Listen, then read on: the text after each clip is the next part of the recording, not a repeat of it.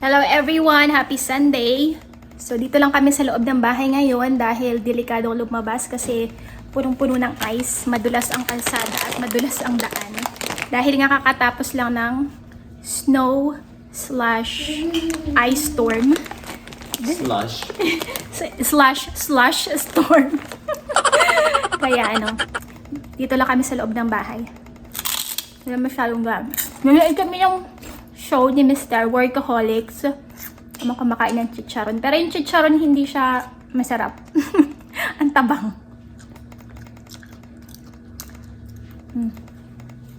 What can you say about the chicharon? I didn't say anything. You're not supposed to talk with your mouth full. Si Zayra ay mag-take ng nap. Laro lang siya ng laro dyan sa kanyang playpen. Oh, the baby wants some. Tapos pagkatapos namin manood yan, mag-prepare na si Mr. ng dinner. What about me? Lahala po, baby. Count ikaw, 1, 2. Ay.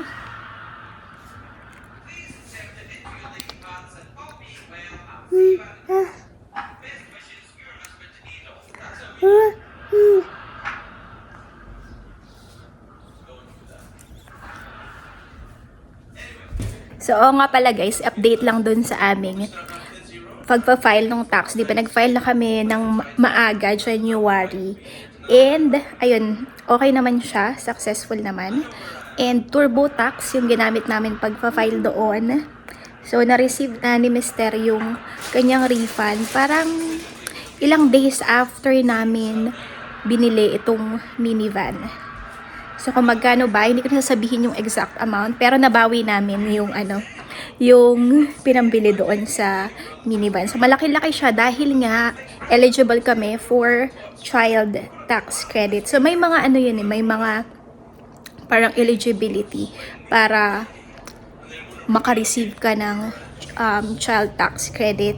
Basta marami siya, makikita mo naman yun dun sa IRS na website. So, isa doon is dapat yung combined annual gross income ninyong mag-asawa kung magpa-file kayo jointly as married couple. And actually requirement yun para maging eligible kayo for the child tax credit. Kailangan mag-file kayo jointly as kung married kayo. And parang 400,000 as long as hindi siya i-exceed sa $400,000 gross annual or gross income ninyo. So, yun, magiging eligible kayo. Basta marami pa siyang ibang mga requirements. So, kami lang yung nag-file para nga maiwasan din yung medyo malaking bayad. Pero nagbayad pa rin kami ng almost $200 sa turbo tax. Ang free lang naman kasi sa turbo tax is pagka yung simple lang, yung wala kang schedule, wala kang mga deductions and tax write-off, yung mga ganon, yung mga straightforward na filing lang.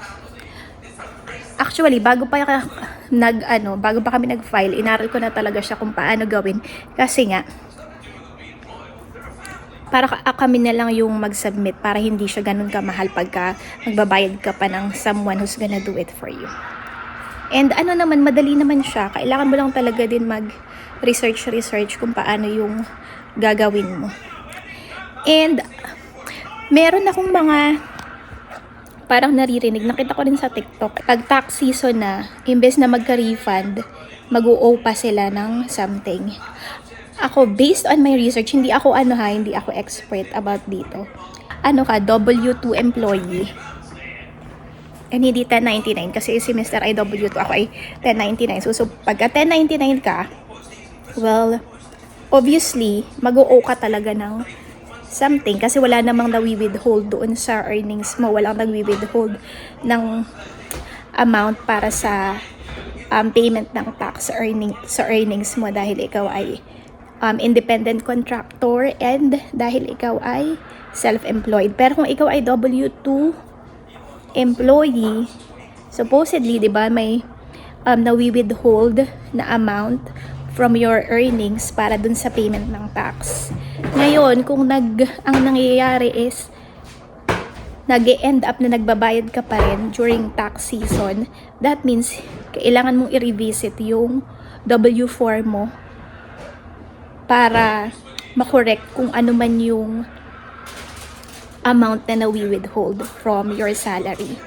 Kasi ibig sabihin, hindi enough yung tax withholding mo para makover yung amount ng tax na dapat bayaran mo. Sa pagkakaalam ko, ha. Ngayon si Mr. nagpre-prepare na ng aming dinner. Love, what are you making? I'm making frijoles. What is it? Frijoles. What is that? Frijoles means beans. But I'm making authentic refried beans, which is when we went to the Mexican restaurant, they give us beans out of a can, which are disgusting. And everybody in the world eats beans out of a can, which is disgusting. Look, I'll show you. You buy beans like this, and it's very cheap. They don't cost anything. And if you know how to cook them with a little bit of brains, it's very easy. So I don't understand why restaurant doesn't make their own authentic frijoles. They just dump out a can of disgusting. How sure are you that it's made out of 100% sure. There's no way it's real because it's just I didn't actually try it. canned refried beans are they're always the same. There's nothing special about them. But if you have real beans, it's always different. So if it's always the same, it's from a can, and if it's always different, it's real. But I mean, they don't cost anything.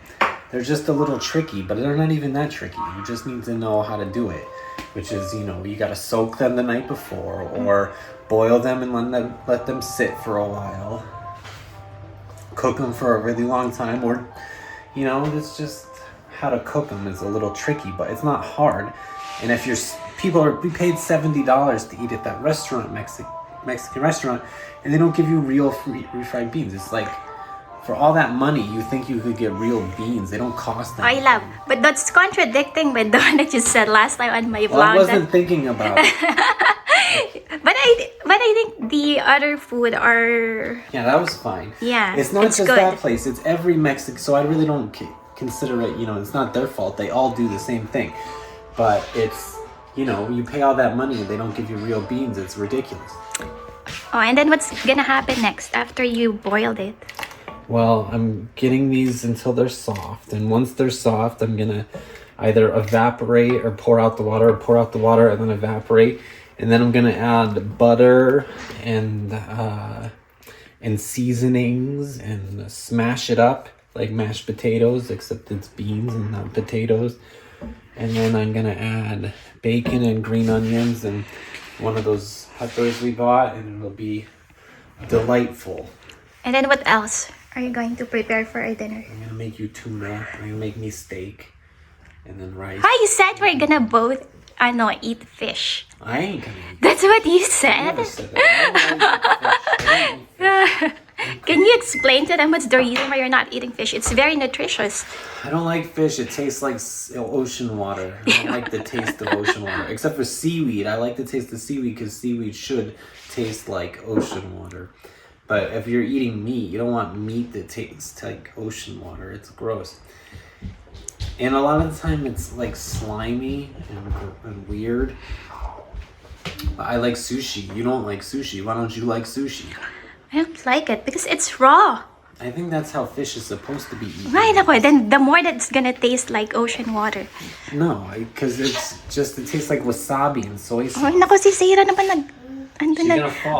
And love, remember when I was asking you about this tax, you said that there was a time that even if you're a W-2 worker, you still end up owing money to IRS because you made a mistake with the W-4 form. I filed exempt. I wrote exempt, or I checked the box that said exempt, and then they weren't taking any money from me, and then I ended up owing them money because I did the form incorrectly. The end. Yeah, so basically, if you end up owing money to IRS, even if you're a W-2 employee, you should revisit your W-4 and make sure that you filled it out correctly so that you won't end up owing money to IRS at the end of the year, right? Yun. So, ganun siya. Kailangan nyo talagang i-revisit siguro yung inyong W-4 if ever na nag-o kayo ng pera sa nag-o pa rin kayo kahit na. Pero kung, what if they were already taken, I mean, the money was still, or there's a tax withholding, but they still end up owing money. Maybe the amount that was withheld is not enough to cover their taxes. Pero kung kayo ay katulad ko na 1099, most probably talaga, magbabayad kayo. Ang nangyari lang sa akin is, enough yung naka-withhold kay mister na um, amount para sa tax para ma-cover din yung aking babayaran. So, ayun. And, love, technically speaking, the tax refund that we received is not really from the government. It's coming from you because it was just the money that got withheld for the payment of your taxes. It's just that it's more than enough to cover the amount of tax that you need to pay for the previous year, right? I don't know how it works. I know they take a lot and then they give you back a little. That's so yes or no. I don't know. What That's how it is because you don't know how to research. So, I am interested because we have to know that know a lot of things about it so that we know what to expect. Yeah, because you're so lazy. Kaya ako talaga yung gumagawa ng mga dito paperworks. It is interesting. It's money matters. You don't care about money. You give me your tax refund. Yun, so parang lumalabas ako ang may utang sa kanya kasi siya yung nagbayad ng tax. Dahil nga, nag-file kami jointly as a married couple. So anyway, pakita ko sa inyo ang aking baby bump. Ayan na siya. 18 weeks baby bump. And then this coming Friday, ako ay magna 19 weeks na. Yung inayos ko kanina, yan, syempre magulo na naman. Ginalo na naman ni baby Zara. So yung sinasabi ko about sa tax, based lang po yan sa aking research. Hindi po ako expert about it. Talaga nag-research lang ako kasi nga yung nag-file nung aming tax. And ayun naman, okay naman siya. Thankfully, successful naman. And na-receive na namin yung tax refund. So malaki siya dahil nga syempre naging eligible din kami for child tax credit. And talagang sinasabi nga nila mas maganda talaga na mag-file ka. Kung married kayo, mag-file kayo jointly as a married couple. So marami siyang advantages. And maganda rin na marami kang alam about sa yung mga pwede mong i-write off or pwede mong mga deductions na pwede mong ilagay lalo na kung ikaw ay 1099 worker kagaya ko. So talaga magre-research ka lang na magre-research. Although yung iba mas preferred nila talaga na magpunta sa tax preparer para mas, sabi nila, mas ma-maximize mo daw yung refund and mas mabilis, or yung iba kasi wala na ring time.